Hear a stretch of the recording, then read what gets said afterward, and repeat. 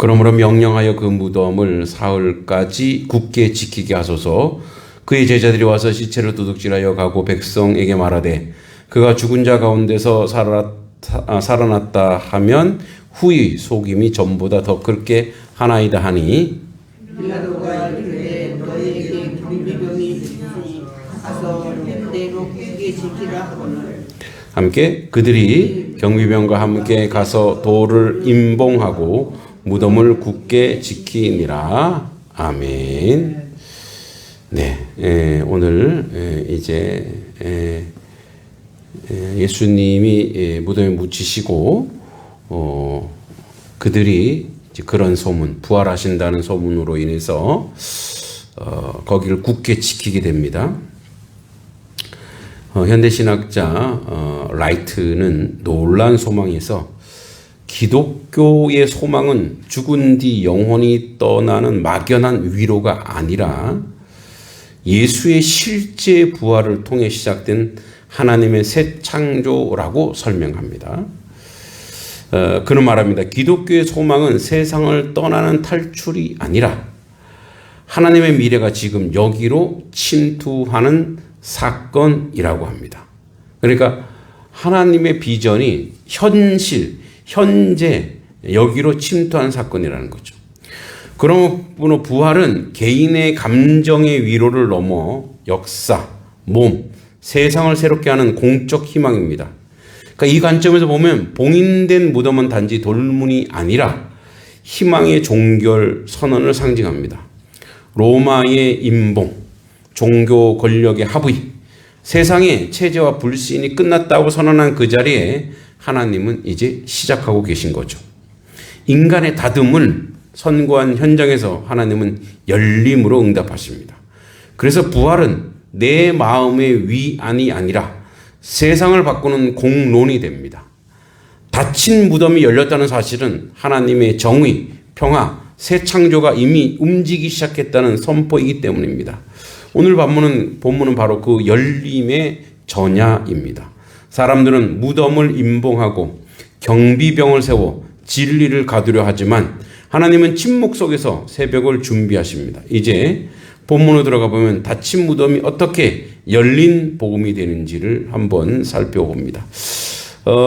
이제 이 현장은 예루살렘의 무덤입니다. 예수님의 장례는 아리마대 사람 요셉이 자신의 새 무덤을 내어드려서 예수님의 무덤을 준비했다고 했습니다. 그 무덤은 예루살렘 북쪽 골고다 언덕 근처입니다. 그리고 바위 동굴형 무덤이고 그 돌로 입구로 막았습니다. 임봉은 로마 행정 절차로 문이나 무덤을 밀랍과 끈으로 완전히 닫아놓는 겁니다. 이렇게 끈으로 봉인하고 그 위에 로마 인장을 콱 찍습니다. 그래서 뭐 지금은 종이가 있으니까 종이로 딱 봉해서 못 움직이게, 도장 찍어서 못 움직이게 하지만 그 당시에는 이제 밀랍, 납으로 이렇게 녹여갖고 아예 무덤을 딱 봉하는 거죠. 그리고 도장을 찍습니다. 그러니까 무덤을 임봉한 것이 아니라 봉쇄가 아니라 로마 권력과 종교 권력의 연합이 예수의 부활을 막으려 시도한 거죠. 그러니까 이제 끝났다 생각했을 거예요. 그 사람들은 유대인들과 로마 권력은 이제 그들이 보기에 이제 이단의 우두머리가 죽었으니 이제 모든 게 끝났다라고 생각했을 거예요. 그래서 딱 닫아놓고 아마 이제 한바탕 소란이 끝났다고 생각했을 것입니다. 빌라도는 로마 총독으로 유대 지도자들과의 긴장관계 속에 있었습니다. 예수를 십자가에 못 박는 일도 정의의 판단보다 정치적 타협의 결과입니다. 그런데 예수께서 죽은 후에도 대제사장들과 바리새인은 혹시라도 부활 소문이 퍼질까 두려워해서 무덤을 봉인하고 경비병을 세우자고 요청했습니다. 예수의 죽음 이후에도 종교 권력은 여전히 예수를 두려워하고 있었습니다. 복음의 아이러니입니다. 죽은 예수가 살아있는 권력에게 공포의 대상이 되었다는 거죠. 그들은 그들의 두려움과 불신에서 비롯된 그들의 두려움은 불신에서 오는 두려움입니다. 그러니까 예수를 믿지 않고 예수를 대적하려고 하니까 모든 환경이 예수와 예수의 사람들 어떻게든 이제 싹을 잘라버려야 돼요. 그러니까 뭐냐, 폭력을 행하는 거, 사람을 죽이는 게 정당화되는 거예요. 그 정당화되다 보니까 뭐예요? 이제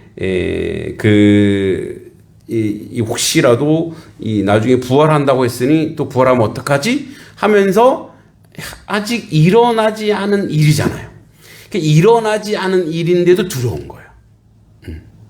물론 뒤에 일어납니다. 그러니까 믿음이 없는 것은, 신앙이 없는 것은 모든 인생살이에서 걱정과 근심과 두려움으로 가득 찹니다. 그러니까 믿음이 있다라고 하는 건 뭐냐면, 이 걱정과 두려움과 근심이 이게 내가 할 게 아니라는 걸 우리가 알거든요. 이거는 나의 영역이 아니에요. 우리의 삶의 영역이 아니에요. 그러니까 이제 목회를 하면서 얼굴에 늘 인상을 쓰고 있거나, 늘 불평불만이 많거나, 늘 뭐랄까요,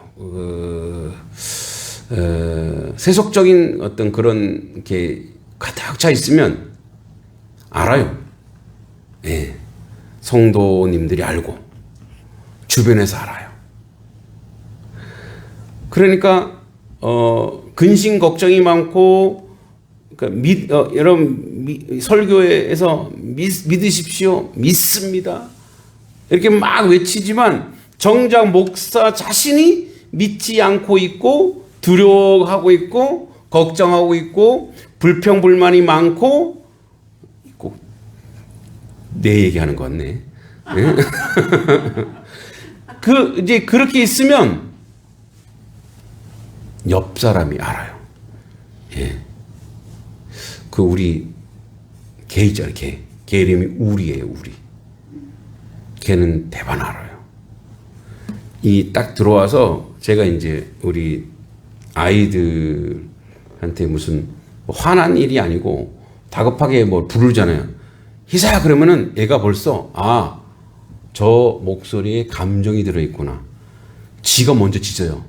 멍멍멍멍멍 하면서 막 짖어요. 조용히 부드럽게 대답하라는 거예요. 그래서 집에서 소리를 못 질러요. 지가 먼저 막 떠들어요. 그러니까 그 개들이 아는 거예요. 이 사람이 지금 감정이 어떻구나, 이걸 아는 거야. 씩씩거리면 안 돼. 그래서 어떻게? 그래서 한번 우리 딸이 이제 집에서 이렇게 지 오빠랑 좀 투닥거리다가 이 개가 무서워하더래요. 지네끼리 막 이제 이렇게 하다. 그러니까 어떻게 해요? 자기가 참고 강아지를 데리고 교회로 왔어요. 그 자기가 참았대. 야, 네가 벌써 부모가 됐구나. 부모들이 왜 자녀들이 이렇게 무서워하니까 어떻게 해요? 그 현장에서 안 싸우잖아요. 그러니까 벌써 이 개를 기르면서 애가 성숙해 가는 거예요. 그래서 자기가 엄청 참았대요. 자기가 오빠한테 엄청 참았다고. 잘했어. 누구 때문에 참았겠어요? 개 때문에 참는 거예요. 개가 이쁘고 사랑스러우니까 이 개가 막 사람들이 막 이렇게 말하고 하면 어떻게 해요? 개가 이렇게 공포에 질리는 거예요. 그러니까 아는 거예요. 다 알아요. 얘네들도 안다니까요. 얘네들도 죽었나? 얘네들도 알아요. 막 이 강단에서 막 다른 게 나가면 얘네들도 안다고요. 기도의 요청이 나가는 거 쌩쌩하죠? 쌩쌩하잖아요. 아침마다 새벽마다 기도하니까 얘네들이 쌩쌩한 거예요. 강요 아닙니다. 할렐루야. 저도 이제 주변에 보여요. 그래서 이제 후배면 그렇게 얘기해요. 나는 목회자는 절대 동네북이 돼야 돼. 동네북. 이렇게 해도 저렇게 해도 허허 거려야 돼. 그게 그 바보가 아니고, 이런 농담 저런 농담 해도 목사가 허허 받아들일 줄 알고 이해하고 배려할 줄 알고. 그래서 왜 개그맨들이 막 웃기잖아요. 그럼 그 사람들이 우리 개그맨들 보면 그냥 나도 모르게 뭐 그 사람은 계속 웃기는 걸로만 컨셉을 잡았기 때문에 그 사람 보자마자 여러분 웃겨 안 웃겨요? 미소가 떠올리죠. 여러분 시대에 가장 웃기는 코미디언이 누구였어요? 배삼룡? 그죠? 뭐 이상해? 이런 사람만 딱 보면 벌써 웃잖아요. 그죠? 똑같아야 돼요. 목사님 하면은 여러분들이 마음이 따뜻하고 이렇게 웃음이 나와야 돼요. 자, 여러분 김동기 목사 하면은 어떤 느낌이세요? 강요하는 거 아닙니다. 불편하면 부담스러우면 그거는 뭐예요? 믿음이 없는 거예요. 목사님이 먼저 믿음이 있어야죠. 믿음이라고 하는 건 하나님께 모든 것을 맡기는 배짱이에요. 배짱. 할렐루야. 근데 그거는 진리거든요. 그거는 진리예요. 왜? 교회의 일, 또 우리의 삶의 문제 모두 다 뭐예요? 하나님이 이끄시고 하나님이 인도하시라는 믿음이 있기 때문에 우리가 그 믿음으로 살아가는 거잖아요. 그 믿음으로 살아가기 때문에 이들은 뭐 바리새인 사두개인 하나님을 안다 그러고 성경을 가르친다 그러고 대제사장인데 믿음이 없어. 그러니까 뭐예요? 그 예수 그리스도를 볼 수 있는 믿음이 없잖아요. 이분이 메시아인데 메시아를 바라볼 수 있는 눈이 가려졌잖아요. 그러니까 눈이 가려지니까 어떻게 해요? 불신과 두려움 속에 살아가는 거예요. 예수의 말씀을 믿는 것이 아니라 그분의 말씀과 능력을 무서워하는 거예요. 그들은 돌로 맞고 봉인하고 경비병을 세웠지만 하나님의 계획은 인간의 두려움과 제도의 경계 안에 갇혀 있지 않아요. 이 장면은 세상 권력과 복음을 가두려고 하지만 하나님의 진리는 반드시 돌을 굴리고 세상을 깨뜨린다는 복음의 역사를 보여주는 거예요. 하나님을 굴 속에 가둬버렸어. 하나님을 굴 속에. 여러분 하나님이 굴 속에 갇히는 분이세요? 갇힐 수가 없죠.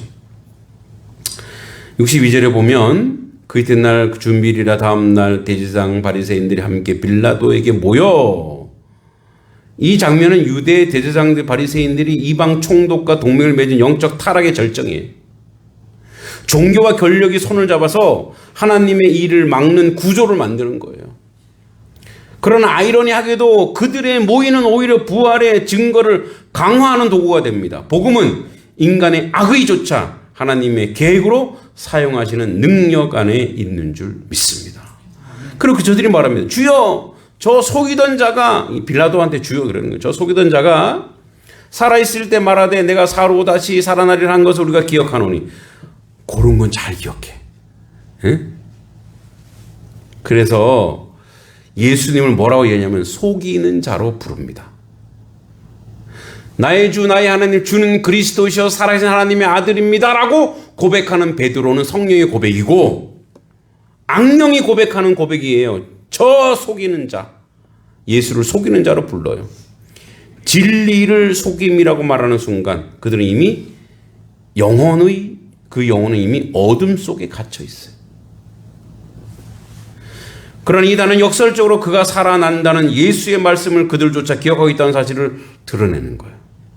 불안한 거예요. 자기들이 맞고 자기들이 반대했는데 그가 부활해버려요. 불신앙은 기억조차 하나님의 계획 속에 증거의 일부가 됩니다.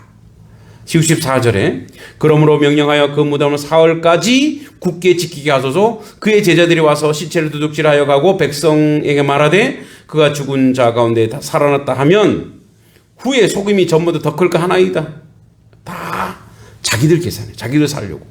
혹시 사실 그렇죠. 진짜 부활을 했어. 그럼 우리가 틀렸구나. 회개하고 주님께 하면 되잖아요. 근데 그럴까 봐. 응? 얼마나 바보스럽고 얼마나 멍청하고 얼마나 악함이에요. 저게 진리일까 봐. 저게 진실일까 봐. 진실을 갖고 진리를 묻어뜨리려고 하는 거예요. 그러니까 어둠은 자꾸 어두워지려고 어둠 속으로 자꾸 들어가는 거예요. 빛은 어둠을 탁 깨버리거든요. 이 요청 인간의 불신이 어디까지 갈 수 있는지 보여줍니다. 그들은 혹시 부활하면 어떻게 하지? 혹시 부활했다 할 거 걱정했습니다. 그러나 하나님은 그의 봉인을 부활의 무대 장치로 바꾸십니다. 봉인된 무덤이 깨져야 그 돌을 굴리신 하나님의 손길이 드러날 수 있기 때문입니다. 66절에 그래서 그들이 경비병과 함께 가서 돌을 임봉하고 무덤을 굳게 지키느라 2중 3중 봉이 임봉하고 경비병도 거기 두고 자꾸 이게 뭐죠? 불의와 거짓과 악함은 자꾸 숨기려고 해요. 네. 자, 인간은 하나님의 일을 막으려 하지만 모든 시도는 결국 하나님의 능력을 드러내는 배경이 됩니다. 로마의 경비병이 임봉된 돌, 인간의 불신. 이 바로 다음 장에 무덤이 열리고 천사가 돌을 굴려냅니다. 더 찬란하게 만듭니다. 하나님은 막힌 곳에서 역사하시고 막연하고 끝났다고 하는 것에 다시 하나님은 부활의 역사를 일으키십니다. 인간은 돌을 막고 봉인하고 하나님의 막힘 속에서 일을 시작합니다. 이스라엘이 홍해 앞에 멈췄을 때 바다가 갈라지고 무덤이 닫혔을 때 부활의 문이 열리고 하나님의 역사는 언제나 닫힘의 끝에서 열림으로 이어집니다.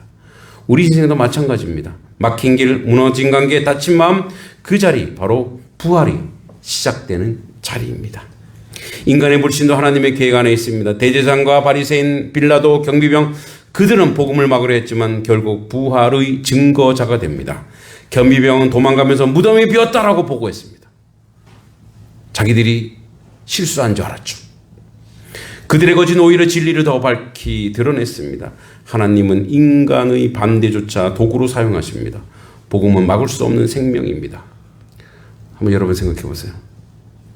4년, 5년 전에 단석교회 어떠셨어요? 근데 지금은 여기에 지금도 저 밖에서 아이들이 공부하고 있잖아요. 우리 신영진 집사님 아까 보셨죠? 아이들이 집사님한테 인사 밝게 잘하죠? 네. 네. 안녕하세요 꽃꽂이 하시는데 애들이 안녕하세요 안녕하세요 인사하고 이제 오늘은 조금 애들이 일찍 끝나는 날이라 전투체육하는 날이에요. 그래서 애들이 공부하기 전에 운동장에서 운동하고 밥 먹고 지금 이제 수학 공부를 하고 있는 거예요. 어제는 미술 공부하러 또 영어 공부하러 월요일 날은 또 애들이 한꺼번에 제일 많이 오는 날이 월요일 날에 한 20명이 여기 와서 막 뛰어노는 거예요. 그러니까 이걸 오해하시면 안 돼요. 아, 지 자랑하네. 지가 왔다고 저렇게. 아닙니다. 이거는 나는 그냥 이때에 맡겨진 자로 청지기로 있는 거고 하나님이 어떻게 해요?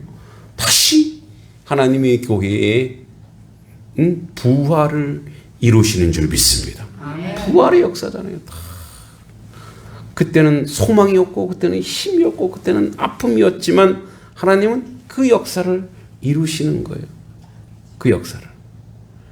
우리는 그래서 기독교인들은 끝났다, 절망이다 이런 말을 하는 게 아니에요. 그거는 믿음이 없는 거예요. 키에르 케고르가 그런 얘기를 했대요. 죽음에 이르는 병이 뭔지 아세요? 절망이에요. 절망. 죽음에 이르는 병이 암이 아니고 절망. 아, 끝났다. 우리는 끝났어. 이제는 안 돼. 무덤은 끝이 아니라 시작입니다. 무덤은 인간의 끝을 상징하지만 하나님에게 출발점입니다.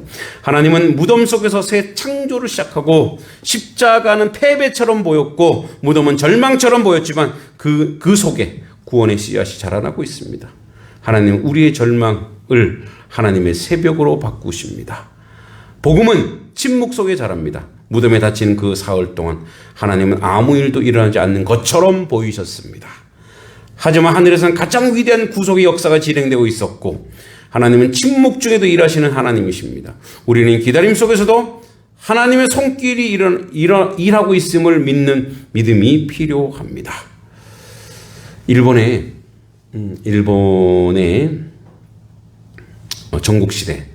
전국시대라고 하면 이제 막 여기저기 우후죽순이 일어나서 막 무리가 되어서 싸우고 죽이고 하는 그 시대에 어떤 현, 그러니까 일본은 이제 현이라 그러고 중국은 성이라 그러잖아요. 우리는 뭐 예를 들어서 뭐 군, 도 이렇게 하는데 어떤 현에 이제 그 수장이 왔는데 이제 그 어떤 촌장이 다 꺼진 화로를 딱 가지고 오더래요. 화로를 가지고 와서 죄밖에 남지 않은 그 화로를 가지고 와서 우리의 현이 바로 이렇습니다. 옆에는 막 승승장구하고 우리는 이렇게 이제 누구의 종이 될 수밖에 없습니다. 그런데 이제 현에 그 수장이 그 뭐죠? 그 죄를 싹 걷었어요. 근데 그 죄 안에 불씨가 있는 거예요. 불씨. 그 불씨의 종이를 탁 불이 확 올라든. 아닙니다. 이제 우리는 이 불씨가 있듯이 다시 시작합니다. 예. 오늘 세계 곳곳에서도 닫힌 무덤 같은 땅이 있습니다. 복음이 거부당하고 교회가 위협받고 신앙이 억압받는 나라들입니다. 그러나 복음은 여전히 살아있고 하나님은 인간의 닫은 문을 여시는 분입니다. 교회는 도를 굴리는 사명을 맡았습니다. 기도로, 사랑으로, 섬김으로 세상의 무덤의 문을 여는 부활의 공동체가 되어야 합니다. 봉인된 무덤이 부활의 증거가 됩니다. 하나님은 로마 군인 대제사장 봉인된 돌조차 자신의 구속 역사 속으로 사용하십니다. 무덤이 닫혀야 열림의 영광이 드러납니다. 오늘 우리에게 닫힌 길이 있다면 그것은 끝이 아니라 하나님이 시작하시는 자리입니다. 무덤을 굳게 지키는 세상 속에서도 복음의 돌을 굴리고 생명을 일으키며 새벽을 그리고 하나님의 뜻을 이루어가는 하나님의 사람들이 되기를 소망합니다. 하나님 아버지 은혜 감사합니다. 주 앞에 저희들을 온전하고 바르게 세워져가는 하나님의 사람 되게 하시고 죽었고 절망이고 끝났다고 하는 그곳에서 하나님 다시 시작하시니 우리가 그 도구가 되어 아버지 하나님의 새싹 하나님의 새 출발 십자가 이후 부활의 역사를 세워가는 하나님의 도구가 되게 하여 주시옵소서. 예수님의 이름으로 간절히 기도하옵나이다. 아멘.